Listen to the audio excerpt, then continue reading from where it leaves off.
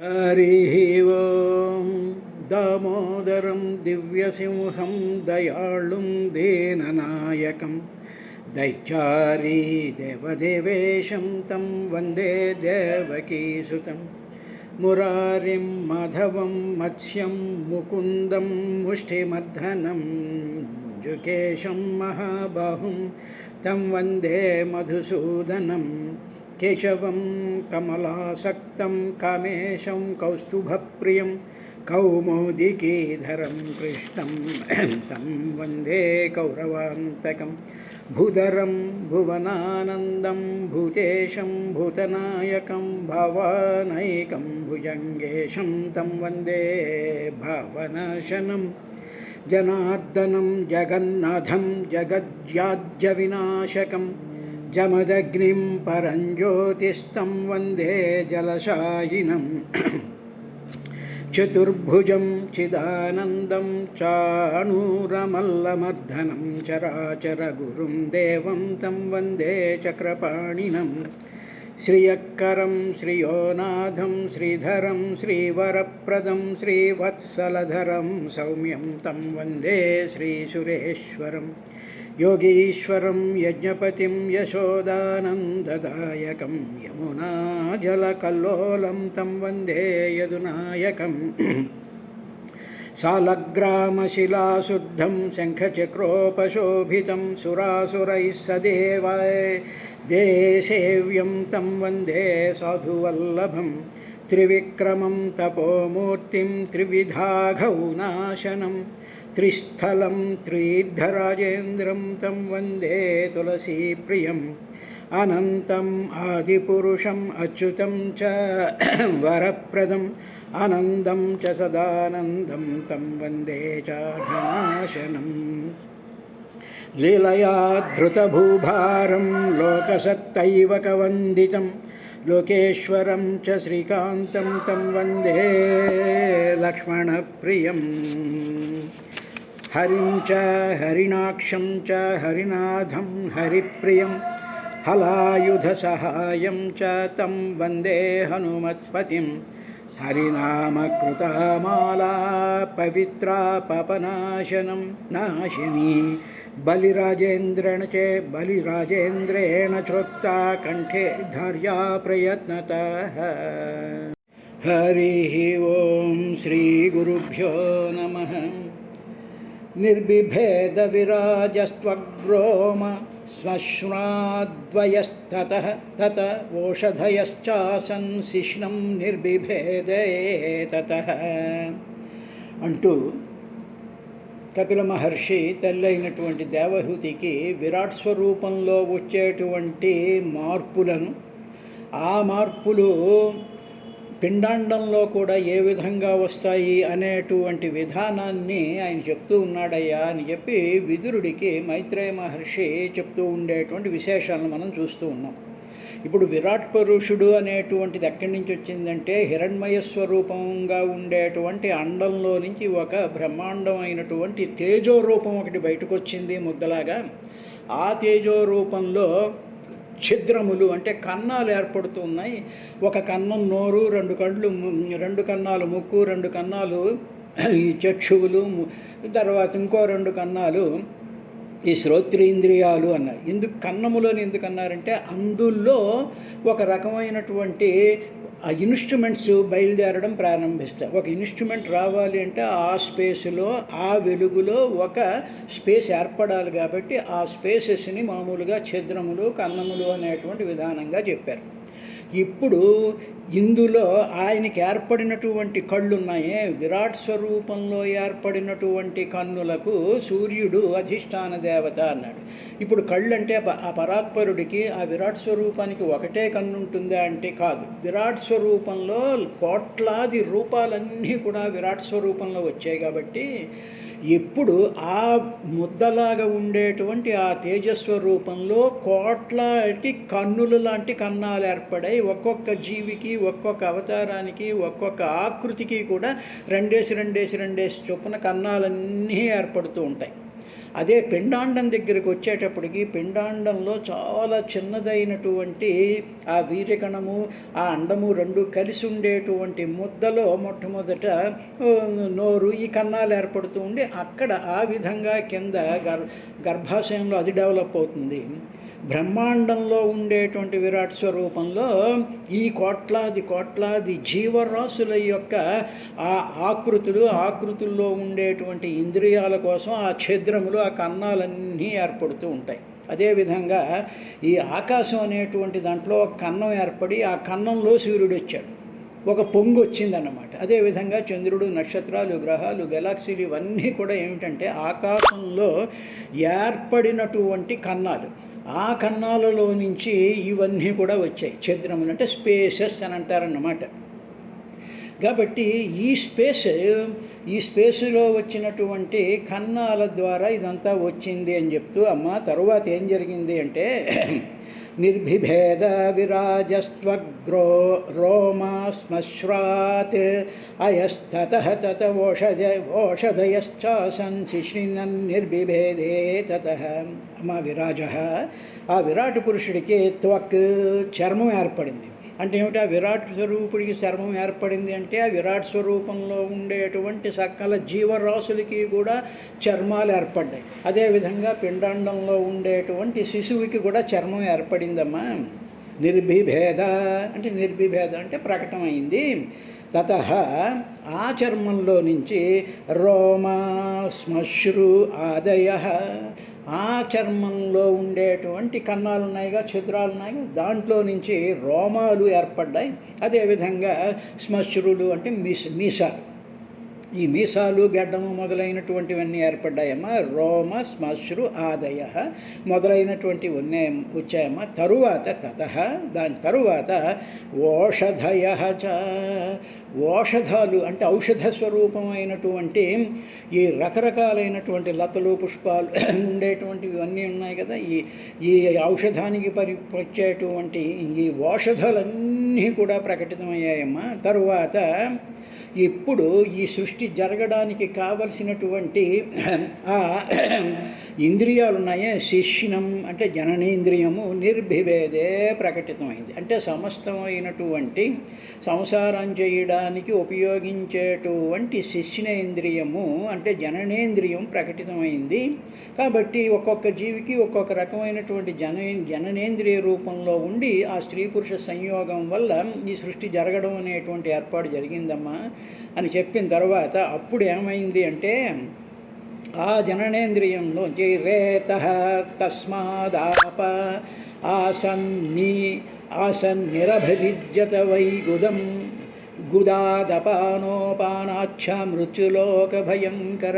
అమ్మ తస్మాత్ ఆ జననేంద్రియం నుండి రేతస్సు అంటే వీర్యం ఏర్పడిందమ్మా. తర్వాత ఆపహ మళ్ళీ జలములు కూడా దాంట్లో నుంచి వచ్చాయి, ఆసన్ పుట్టాయమ్మా.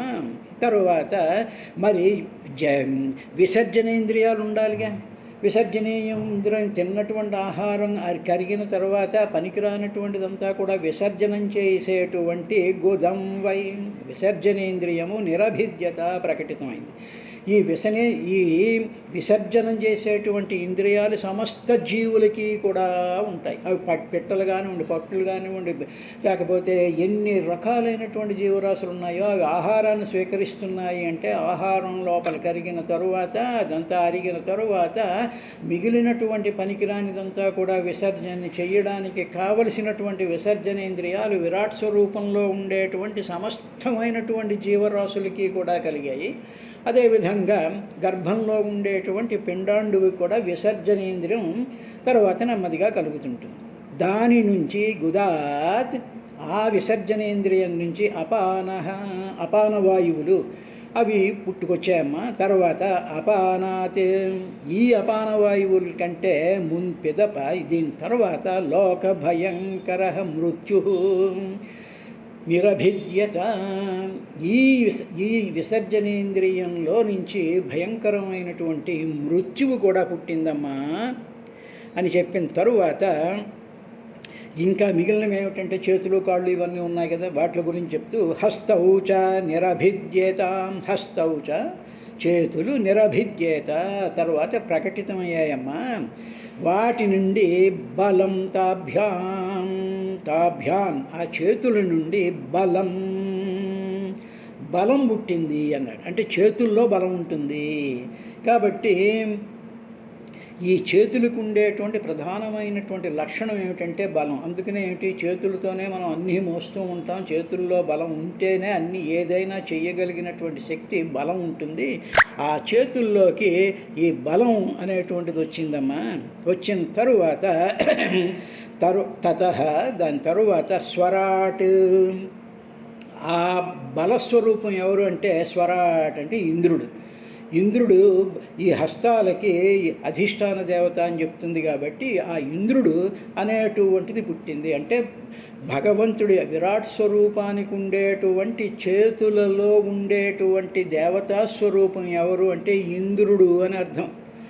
అలాగే విరాట్ స్వరూపంలో ఉండేటువంటి ఆ కళ్ళ ఎవరు అంటే సూర్యచంద్రుడు అని అర్థం. కాబట్టి తరువాత పాదౌచ నిరభిద్యేతాం, తరువాత మా పాదాలు వచ్చాయి. తాభ్యాం ఈ తాభ్యాం ఆ పాదాల నుండి గతిం అంటే నడకొచ్చింది, గమనము అనేటువంటిది వచ్చింది. అంటే ఏమిటనమాట, ఇప్పుడు లోపల పిల్లవాడిని చూసుకునేటువంటి సందర్భంలో మొట్టమొదట కళ్ళు, ముక్కు, చెవులు, నోరు ఇవన్నీ వచ్చిన తర్వాత నెమ్మదిగా చేతులు వస్తాయి. చేతులు వచ్చిన తర్వాత కాళ్ళు వస్తాయి. కాబట్టి ఆ కాళ్ళకి ఈ కాళ్ళకి అధిష్టాన దేవత ఎవరంటే సాక్షాత్తు హరిస్వరూపమైనటువంటి ఆ పరమాత్మే కాళ్ళకి హరిస్వరూపమైనటువంటి వాడు అధిష్టాన దేవతమ్మా అని చెప్పిన తరువాత మరి ఈ శరీరాల్లో, ఈ మానవుల యొక్క శరీరాల్లోనూ తర్వాత సమస్త జీవుల శరీరాల్లో నాడులు ఉంటాయిగా, నర్వస్ సిస్టమ్ ఉంటుందిగా, అదేవిధంగా రక్తనాళాలు తీసుకెళ్లేటువంటి ధమనులు, సిరలు ఇటువంటివన్నీ ఉంటాయిగా. ఇవన్నీ కూడా సమస్త జీవరాశులకి ఆయా శరీరాల ఆకృతులను బట్టి వాటి యొక్క డిజైన్ మారుతూ ఉంటుందిగా. దాని గురించి చెప్తూ అమ్మా నాడ్యో అస్య నిరభిద్యంత అస్య, ఆ విరాట్ పురుషుడికి నాడులు నిరభిద్యంత ప్రకటితమయ్యాయమ్మా అన్నాడు. విరాట్ స్వరూపంలో ప్రకటితమయ్యాయి అంటే ఏమిటనమాట, విరాట్ స్వరూపంలో ఉండేటువంటి కోట్లాది లక్షలాది జీవులకి ఈ నాడులు అనేటువంటివి పుట్టుకొచ్చాయమ్మా. విరాట్ స్వరూపం చూసామనుకోండి, మనకి మామూలుగా క్యాలెండర్లోను, బొమ్మల్లోను, ఫోటోల్లోనూ ఉంటాయి కదా. మధ్యలో శ్రీ మహావిష్ణువు ఉంటాడు, ఇక్కడి నుంచి హయగ్రీవుడు, నరసింహుడు, ఆంజనేయుడు, ఇలాగ రకరకాలైనటువంటి దేవతా స్వరూపాలతో ఉండి అనేక రకాలైనటువంటి చేతులు ఇవన్నీ ఉంటాయిగా. అది విరాట్ స్వరూపం అంటే. అందులోనే ఆ విరాట్ స్వరూపంలో సకల జీవులు ఉన్నారమ్మా. ఆ విరాట్ స్వరూపంలో నాడులు నిరభిద్యంత అవి ప్రకటితమయ్యాయమ్మా. ఇప్పుడు ఆ నాడుల్లో నుంచి, ఆ రక్తనాళాల్లో నుంచి తాభ్య వాటి నుండి లోహితం ఆభృతం. లోహితం అంటే రక్తం అన్నమాట. రక్తం ఆభృతం ఉత్పన్నమైంది అంటే ఆ నాడుల్లోనే రక్తం వచ్చింది, రక్తం నిండింది. దానితో ఇప్పుడు ఆ రక్తం ఏమైంది అంటే సమస్త జీవుల్లోకి ఆ రక్తం వచ్చింది. అలాగే మిగతా దేవతా స్వరూపాలు వీటిలన్నింటిలోనూ కూడా రక్త స్వరూపం. రక్తం మానవుడి యొక్క రక్తం, జంతువుల యొక్క రక్తాలు చూసుకున్నట్లయితే ఎర్రగా ఉంటుంది. సరే, కొన్ని జీవాల్లో రక్తం యొక్క రంగు ఎరుపు కాకపోవచ్చు, మరొక రంగు కూడా కలిగి ఉండడానికి అవకాశం కూడా ఉంది. ఇప్పుడు ఈ జీవులందరికీ ఈ రక్తం అంతా కూడా ప్రవాహం చేస్తుంటుంది కాబట్టి ఆ ప్రవాహానికి అనుగుణంగా తరువాత నద్య అంటే నదులు. ఈ నదులు సమభవన్, ఆ నదులు ప్రకటితమయ్యాయమ్మా. అయిన తర్వాత ఉదరం, ఇవన్నీ ఉన్నాయి. ఉదరం ఉండాలిగా, పొట్ట ఉండాలిగా, తినడానికి, పొట్ట పట్టడానికి దానికి సంబంధించినటువంటి మెకానిజం అంతా ఉండాలి కాబట్టి ఉదరం నిరభిపద్యత, అప్పుడు పొట్ట ప్రకటితమైందమ్మా అన్నాడు. అయిన తర్వాత పొట్ట వచ్చింది, బాగానే ఉంది. మరి పొట్టకు కొన్ని లక్షణాలు ఉండాలిగా. ఆ పొట్ట చేయాల్సినటువంటి పనులు ఏమిటి? కాళ్ళు అయితే నడుస్తాయి, చేతులైతే బలంతో ఉండి వస్తువుని ఎత్తడానికి దానికి పనికొస్తూ ఉంటుంది. కళ్ళైతే చూడడానికి, చెవులైతే వినడానికి, ఇవన్నీ చెప్పారుగా. మరి పొట్ట సంగతి ఏమిటి అంటే క్షుత్పిపాసే తతస్యాతాం సముద్రశ్వేతయోరభూత్ అథాస్య హృదయం భిన్నం హృదయాన్మన ఉత్థితం. అమ్మా తతః ఆ విరాట్ పురుషుడి నుండి క్షుత్ పిపాసే ఆకలి దప్పిక స్యాతాం పుట్టాయమ్మా అన్నాడు. ఆ విరాట్ స్వరూపానికి ఆకలి పుట్టింది, దాహం పుట్టింది. ఎందుకండి విరాట్ పరమాత్మకి ఆకలి దాహం ఎందుకు పుట్టాలి అన్నాం అనుకోండి. అంటే ఏమిటి, ఆయన మొట్టమొదటి ఏమనుకున్నాడు, నేను ఇన్ని రకాలైనటువంటి జీవరాశుల కింద వ్యక్తం అవ్వాలి, ఈ సృష్టి అంతా ఇలా జరగాలి అని ఆయన కోరుకున్నాడు. ఆయన సంకల్పం అది. ఆ సంకల్పంలో జీవులు పుట్టాలి అనుకున్నాడు, పుట్టారు. మరి ఆ జీవులు బతకాలి, ఆ జీవుల నుంచి మరొక జీవులు రావాలి అంటే ఆ జీవుల్లో ఉండేటువంటి మాంసము ఇవన్నీ ఉన్నాయిగా, రక్తనాళాలు, ఎముకలు గిముకలు ఇవన్నీ ఉండేటువంటి దాంట్లో అవన్నీ పెరగాలి అంటే ఉండాల్సినటువంటిది ఏమిటంటే క్షుత్, ఆకలి ఉండాలి. ఆ ఆకలి లేకపోయినట్లయితే అవి అలాగే ఉండిపోతాయి. ఆకలి ఉంది అంటే ఆహారం వస్తుంది, ఆహారం వస్తే అవి పెరగడానికి పనికి వస్తూ ఉంటుంది. అదే దాహం ఉండాలి, తిన్నటువంటి ఆహారం కరగాలి అంటే నీరు, ఆ పిపాస, ఆ దాహం ఉండాలి. కాబట్టి ఈ సృష్టి అంతా దేని చుట్టూ ఫార్మ్ అయింది అంటే క్షుత్పిపాసల చుట్టూ ఫార్మ్ అయింది. కాబట్టి ప్రతి జీవి కూడా, ప్రతి పురుగు దగ్గర నుంచి బ్రహ్మదేవుడు వరకు కూడా వాళ్ళకి క్షుత్పిపాసలు ఉంటాయి. అవి ఉంటేనే తప్ప ఈ సృష్టి అనేటువంటి జరగదు. కాబట్టి క్షుత్పిపాసే తతస్యాతాం. అమ్మా ఆ విరాట్ స్వరూపానికి క్షుత్తు పిపాస పుట్టింది. అదేవిధంగా గర్భంలో ఉండేటువంటి పిల్లవాడికి ఈ కాళ్ళు, చేతులు, జననేంద్రియము, తర్వాత విసర్జనేంద్రియము, కళ్ళు, ముక్కులు ఇవన్నీ వచ్చిన తరువాత ఏం పుట్టిందండి అమ్మ, ఆ జీవుడికి ఆ లోపల ఉండేటువంటి నాడులు ఇవన్నీ కూడా పుట్టడం ప్రారంభించాయి. అప్పుడు ఆకలి పుట్టింది. అప్పుడు వాడికి నోరు ఆల్రెడీ ఫార్మ్ అయిందిగా మొట్టమొదట. అందువల్ల ఆ నోరు తెరిచి తల్లి దగ్గర నుంచి వస్తూ ఉండేటువంటి ఆహారాన్ని స్వీకరించడానికి, ఎందుకంటే వాడికి క్షుత్తు పిపాస, దాహము, ఆకలి రెండు వచ్చాయిగా. అందువల్ల ఆ విధంగా విరాట్ స్వరూపంలో అవి పుట్టాయి అంటే సమస్తమైనటువంటి జీవుల్లోకి ఇవి పుట్టుకొచ్చాయమ్మా. యాతయో ఈ క్షుత్పిపాసలకి సముద్రం అభూత్, సముద్రం పుట్టింది. అంటే ఏమిటన్నమాట, ఈ నోరు లాంటి కన్నాలు ఉన్న చోట సముద్రాలు నిండిపోతూ ఉంటాయి. అందులో సముద్రాల్లో అనేక రకాలైనటువంటి పదార్థాలు కూడా వచ్చేస్తూ ఉంటాయి. కాబట్టి సముద్రాలు దేనిలో నుంచి పుట్టాయి అంటే ఆకలి దప్పికల్లో నుంచి సముద్రం పుట్టింది. అదేవిధంగా నాడుల్లో నుంచి నదులు పుట్టుకొచ్చాయి. అస్య తరువాత అమ్మ హృదయం భిన్నం, అప్పుడు హృదయం పుట్టింది, అంటే గుండె పుట్టింది. హృదయాత్ మనః ఉత్థితం, హృదయంలో నుంచి మనసు పుట్టింది. హృదయము తర్వాత మనసు, ఇవి రెండు లాస్ట్లో చివరికి వచ్చేటప్పటికి వచ్చాయన్నమాట. ఇప్పుడు అమ్మ హృదయం పుట్టిందిగా, మనసు పుట్టిందిగా. మరి వీటికి అధిష్టాన దేవతలు ఎవరు అంటే మనః చంద్రమా జాతో బుద్ధుర్బుద్ధేర్గిరాంపతి అహంకారస్తతో రుద్రశ్చిత్తం చైత్యస్తతో భవతి. మనసః, మనస్సుకి చంద్రమా, దేవత అయినటువంటి చంద్రుడు జాతః పుట్టాడనమాట. అప్పుడు చంద్రుడు వచ్చాడు. అప్పుడు ఈ చంద్రుడు ఏం చేస్తాడు అంటే మనసుకి అధిష్టాన దేవత అయినటువంటి వాడు. అంటే మనం చూసేటువంటి చంద్రుడి బింబం ఉంది, మామూలుగా మనం చూస్తూ ఉంటాం అనుకోండి. మనదేటువంటి ఎక్స్పీరియన్స్ ఏమిటంటే పౌర్ణమికి, అమావాస్యకి చంద్రుడి యొక్క ఆటుపోట్లు, చంద్రుడిలో వృద్ధిక్షయాలు ఉంటూ ఉంటాయి. కాబట్టి అందుకని ఏమిటవుతుంది అంటే మనస్సు మీద చంద్రుడి యొక్క ప్రభావం ఉంటుంది. ఎప్పుడైతే మనస్సు మీద చంద్రుడి ప్రభావం ఉంటుందో ఆయా జీవుల యొక్క మనస్సులు ఆ చంద్రుడి యొక్క కళనని బట్టి అవి రియాక్ట్ అవుతూ ఉంటాయి. అందుకనే మామూలుగా అంటూ ఉంటారు కదా, పిచ్చివాళ్ళకి ఏమిటవుతుంది, అమావాస్యకి పౌర్ణమికి పిచ్చివాళ్ళలో ఉద్ధృతం పెరుగుతూ ఉంటుంది అంటారు. అంటే ఏమిటి, ఆ బ్రెయిన్ మీద ఆ చంద్రుడి యొక్క గురుత్వాకర్షణ శక్తి ప్రభావం వల్ల ఆ మైండ్లో స్వల్పమైనటువంటి మార్పులు కలిగి ఆ బ్రెయిన్ అల్లకల్లోలం చేసేటువంటి విధానం ఉంటుంది. కాబట్టి చంద్రమా మనసో జాతః, చంద్రుడిలో నుంచే మనసు వచ్చింది. లేకపోతే మనసు యొక్క అధిష్టాన దేవత చంద్రుడు అంటారు.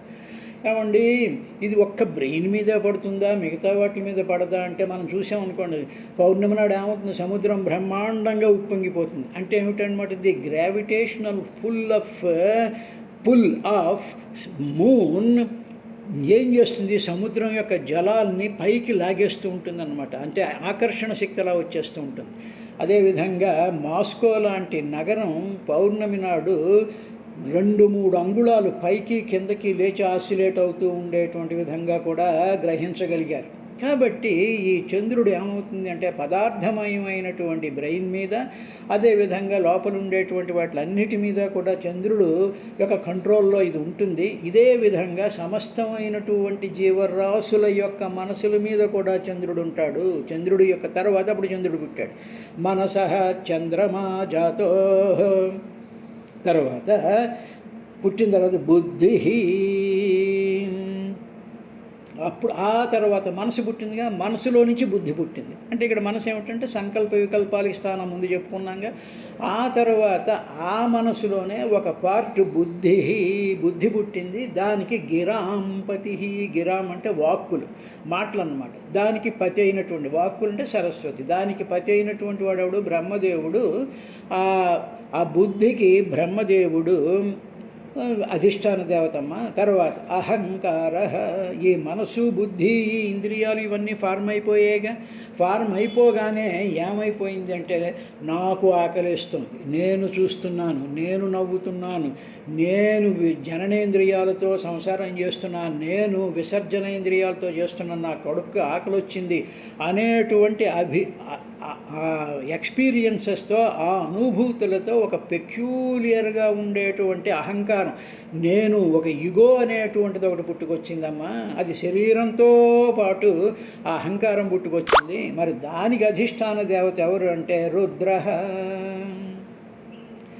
రుద్రుడు దాని అహంకారానికి అధిష్టాన దేవత. ఇప్పుడు మనసు బుద్ధి అయిందిగా, మరి చిత్తం ఒకటి ఉందిగా, చిత్తం చైత్య అభవిత్. తర్వాత చిత్తం పుట్టింది. చిత్తం అంటే ఏమిటనమాట, మనసు సంకల్ప వికల్పాలు, బుద్ధి స్థిరనిశ్చయం చేసుకున్నాక ఈ పుట్టినటువంటి జీవుడు ప్రపంచంతో ఇంటరాక్ట్ అవుతూ ఉన్నప్పుడు వచ్చినటువంటి అనుభవాలన్నింటినీ కూడా మనసులో ఒక చోట పేరుస్తూ ఉంటాడు. మన చీరల బీరువాలో పేర్చినట్టుగా అనుభవాల్ని పేర్చేస్తూ ఉండేటువంటి దానిని చిత్తము అంటాం. అంటే ఆ చిత్తంలో ఏమవుతాయంటే అనుభవాలు ఉంటాయి, వాసనలు ఉంటాయి. అవి స్మృతులు అంటే జ్ఞాపకాల స్వరూపంలో ఉండేటువంటి చిత్తం పుట్టింది. మనసులో ఉండదు, బుద్ధిలో జ్ఞాపకాలు ఉండవు, చిత్తంలో జ్ఞాపకాలు ఉంటాయి. అంటే ఒకే బ్రెయిన్లో డిఫరెంట్ పార్ట్స్లో ఈ విధమైనటువంటి ఫ్యాకల్టీ ఉంటుంది, ఈ విధమైనటువంటి కార్యక్రమం ఆ బ్రెయిన్ అనేటువంటిది చేస్తుంది. ఇది సమస్త జీవులకి కామన్. కాబట్టి పరమాత్మకు ఉండేటువంటి చిత్తం ఏమిటంటే సమస్త జీవుల యొక్క అనుభవాలన్నీ కూడా ఉండేటువంటిది. అది మ్యాక్రో, చాలా పెద్దదైనటువంటి చిత్తం, పెద్దదైనటువంటి బుద్ధి, పెద్దదైనటువంటి మనస్సు. ఆ మనస్సు యొక్క, బుద్ధి యొక్క, చిత్తం యొక్క అంశాలు ఆయా శరీరాల్లో ఉండేటువంటి జీవులకి పంచిపెట్టబడినటువంటిగా సృష్టి ప్రకటితమైందమ్మా. ఇప్పుడు ఆ చిత్తానికి అధిష్టాన దేవత ఎవరంటే చైత్య, క్షేత్రజ్ఞుడు. దానికి అధిష్టాన దేవత క్షేత్రజ్ఞుడు. అంటే క్షేత్రం శరీరం, ఇదం క్షేత్రం శరీరం. క్షేత్రం అంటాంగా, అంటే ఏమిటి క్షేత్రం అంటే పొలం అన్నమాట. అంటే శరీరం అనేటువంటి క్షేత్రం అయితే ఈ శరీరం గురించి తెలుసుకుని దాని అభిప్రాయాన్ని, దాని సంగతి తెలుసుకున్నటువంటి ఆ భగవత్ స్వరూపాన్ని క్షేత్రజ్ఞుడు అంటారు. క్షేత్రజ్ఞ యోగం అనేటువంటిది భగవద్గీతలో ఉంటుంది. అవసరం ఉన్నది దాని గురించి తర్వాత చెప్పుకుందాం. క్షేత్రజ్ఞుడు అభవత్, ఆయన ప్రకటితమయ్యాడమ్మా అని చెప్పిన తరువాత ఇప్పుడు ఇవన్నీ కూడా ఎక్కడొచ్చాయి, ఆ పరమాత్మ యొక్క విరాట్ స్వరూపంలోకి వచ్చాయి. ఇలా వచ్చినటువంటి విరాట్ స్వరూపాన్ని ఏతే, ఈ విధంగా అభ్యుత్థితా, ఇలాగ ప్రకటితమైనటువంటి ఆ విరాట్ స్వరూపాన్ని దేవతలు అస్య, ఈ విరాట్ స్వరూపుడి యొక్క ఉత్థాపనే, దాన్ని పైకి లేపడానికి నయేవ అశకన్, సమర్థులు కాకలేకపోయారు. అంటే ఏమిటి, ఆ విరాట్ స్వరూపాన్ని పైకిలాగా లేపుదాము అనుకునేటువంటి ప్రయత్నం ఈ దేవతలు చేశారమ్మా. చేసినా కూడా వాళ్ళకే అది సాధ్యం కాలేకపోయింది. అప్పుడు ఏం చేశారంటే వాళ్ళందరూ ఆ విరాట్ స్వరూపంలో నుంచి బయటకు వచ్చి ఆ విరాట్ స్వరూపాన్ని ఒకసారి ఇలా పైకి లేపుదామని ప్రయత్నం చేశారు. చేసిన తర్వాత లేపలేకపోయారు. పునః తమ ఉత్థాపయత్ క్రమాత్. ఇప్పుడు ఆ విరాట్ స్వరూపాన్ని లేపడం కోసం అని చెప్పి వాళ్ళు ప్రయత్నం చేసి తర్వాత ఏం చేశారంటే ఆయనను మళ్ళీ లేపడం కోసం అని చెప్పి క్రమంగా వాళ్ళ యొక్క స్థానాలలోకి అవి విషుహు మళ్ళీ లోపలికి వెళ్ళిపోయారు. ప్రయత్నం చేసి ఇంకా లేపలేనటువంటి పరిస్థితిలో వాళ్ళు లోపలికి వెళ్ళిపోయారు.